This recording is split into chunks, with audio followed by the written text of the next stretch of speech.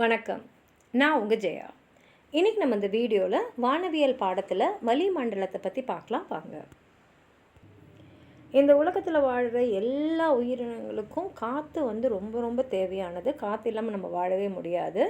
அதே மாதிரி இந்த உலகத்தில் இருக்கிற காற்றை தான் நம்ம காற்று மண்டலத்தை தான் வளிமண்டலம் அப்படின்னு சொல்கிறோம்.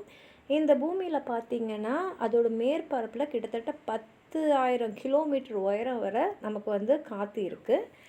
இந்த காற்றுல 5ல் 4 பங்கு நைட்ரஜனும் 1 பங்கு ஆக்சிஜன், அதாவது உயிர் வளியும் இருக்குது.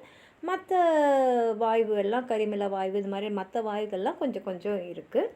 சூரிய கதிர்வீச்சிலேருந்து புற ஊதா கதிர்களை உறிஞ்சி கொள்வது மூலமாக பகல் இரவு நேரங்களில் இலையில் இருக்கக்கூடிய அந்த வெப்பநிலையோட மாறுபாடு ஏறுறது குறையுது. இது மூலமாக வளிமண்டபம் இந்த பூமியில் உயிர் வாழக்கூடிய எல்லா உயிரினங்களையும் அது பாதுகாத்து வருது அப்படின்றது தான் அறிஞர்கள் சொன்ன தகவல். நமக்கு வளிமண்டலத்துக்கும் ஆகாய வெளிக்கும் இடையே ஒரு எல்லைன்றதெல்லாம் எதுவுமே இல்லை. காற்று வழங்கும் தன்மைக்கு ஏற்ப வளிமண்டலம் கீழடுக்கு, படுகை அடுக்கு, இடை அடுக்கு, வெப்ப அடுக்கு, வெளி அடுக்கு அப்படின்னு 5ஆக பிரிச்சிருக்காங்க. இது ஒவ்வொன்றுத்துலையும் பார்த்திங்கன்னா அந்த காற்றோட தன்மையும் அதோட சுழற்சியும் அழுத்தமும் மாறுபடுது. இதை தன்மை அறிஞ்சு தான் பழந்தமிழர்கள் வெண், ஆகாயம், விசும்பு, வானம் அப்படின்ற பெயர்களை வளிமண்டலத்தை குறித்திருந்தாங்க. எல்லா சொல்லும் குறித்தனவே அந்த மாதிரி அடிப்படையில் இந்த ஒவ்வொன்று பொருளும் நுண்ணிய தன்மையில் வேறுபடுது அப்படின்றத நம்ம தெரிஞ்சுக்கணும்.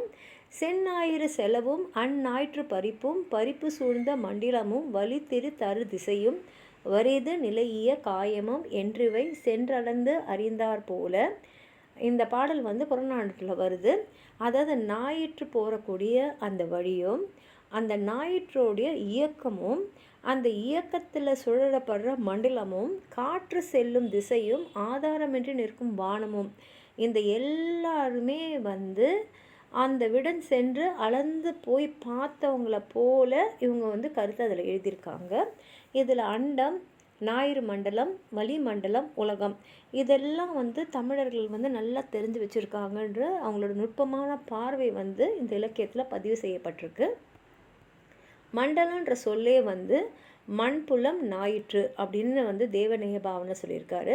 மண், தலம், ஸ்ரீமண்டலம், ஞாலம் போல வட்டமாக இருப்பது வட்டம் அப்படின்றது இதுக்கு பொருளும் சொல்கிறாரு.